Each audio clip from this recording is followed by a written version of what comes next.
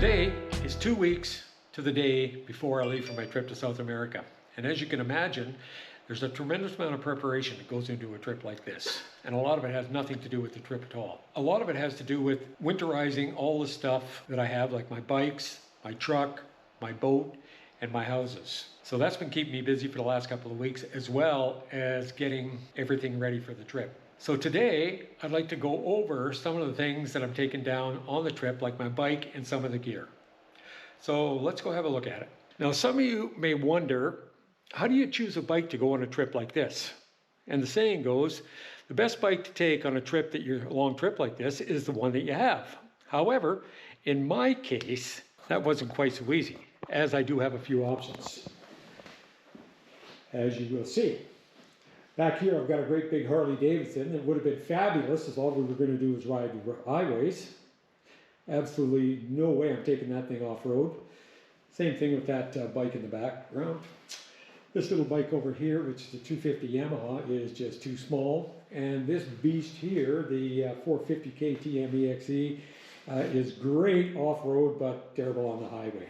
Now, if I was really ambitious and I had about 2 years, I could have taken this one down, which would have been great, but I don't have that much energy or that much time. So, this is the option here. It's a 690 KTM Enduro, and it is equally comfortable on the road as it is off. So this was the best option for me, as we plan to ride both pavement and dirt roads. So this is our choice. We may even do a little bit of single track. So this, for me, is by far the best option. Let's go over the bike. On the front, I've got this little pouch that I've got a tube and some tire irons in.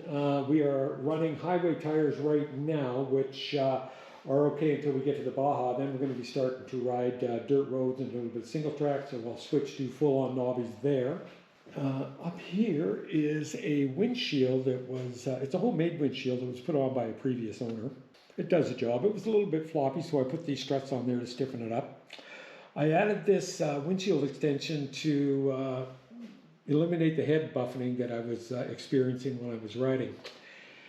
Somebody put some bark busters on here, which are essential because you want to protect your hands and these levers down here, your brake and clutch lever on each side, in case you wipe out. You don't want to break one of those.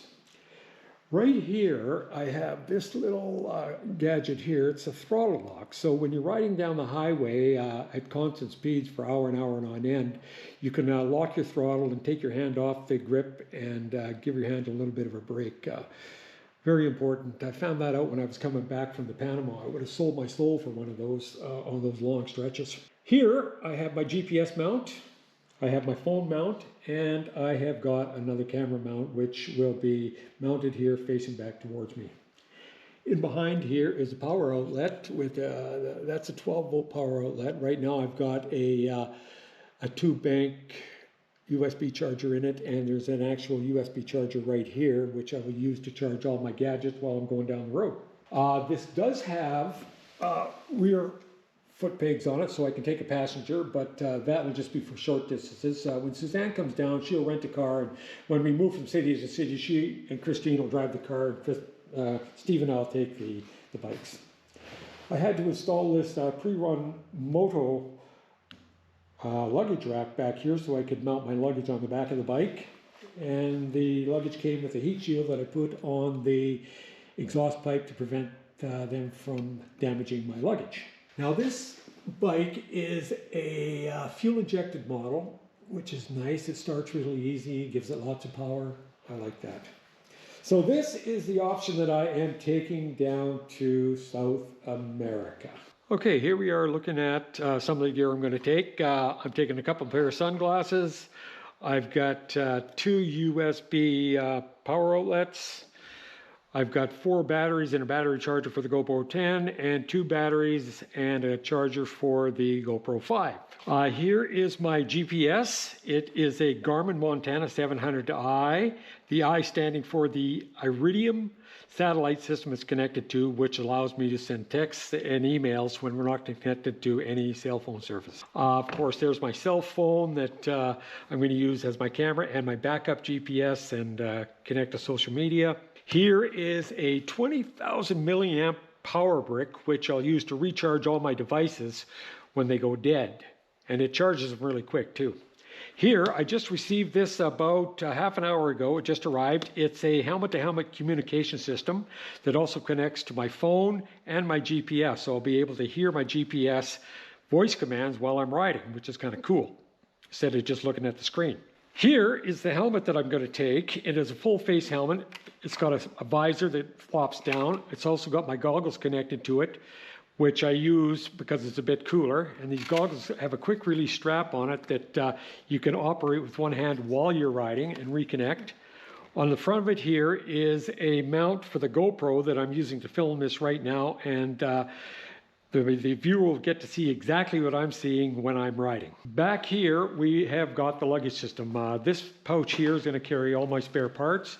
And this pouch here, I'm not sure what's going to go in it. It was for tent poles, but I don't know. I'm not taking a tent, so I'm not going to put tent poles in here. But this is a Moscow Moto Reckless 80 luggage system. And I'll tell you why I had to get this, but let's go over it first. It has 80 liters of space. And back here, we've got two 30-liter bags that stick in pouches here, one 20-liter bag that sits underneath these flaps here. Down here, we've got a pouch here and here. This pouch has got all my tire changing equipment. And here is a pouch that has all my tools in it. Now this bag here has got all my warm weather gear. These two pouches here will have all my clothes and personal effects. So now getting back to the reason why I had to get this is that on these 690 KTMs, the gas tank is not here. The gas tank is back here in behind the seat above the rear wheel. It's part of the rear fender. So in order to fill this with fuel, I have to release these clips here, release this clip here, flop that down, take this stinger bag off to access my gas cap, which is here. So that's why I had to get this particular system, because it gave me access to this. There's an access hatch here so I can get to the gas tank and fill it with fuel. So it's going to be a bit of a hassle taking that off, putting it back on, flopping this all back together,